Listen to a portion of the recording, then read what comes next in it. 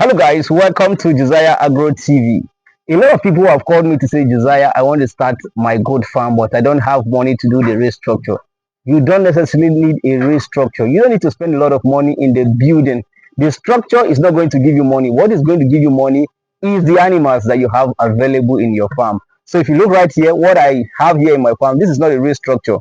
What you just need to do is make sure that your goat pen is always clean and make sure it is ventilated so that when they urinate, the urine will be able to sink to the floor and it will get dry quick because of the breeze that will be passing.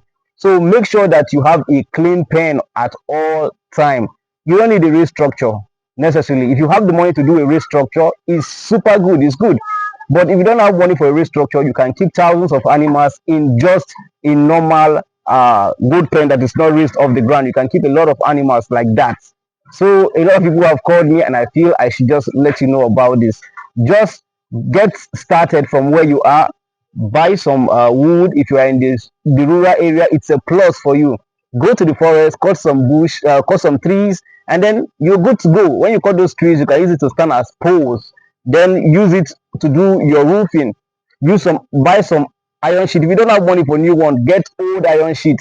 Goats are not going to get angry with you because you didn't build a real structure for them, or because you didn't use good wood or big wood to do anything for them. They're not going to get angry. They are still going to reproduce the same way. Just make sure that the house is ventilated and make sure that you have good food and clean water. Anyone that is sick, make sure you isolate that one and give proper treatment.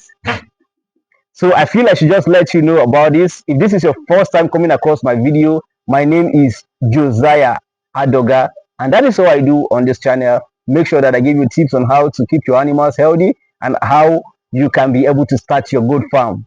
Thank you for watching this episode. See you in the next episode. Bye bye. Please do well to like, share, subscribe.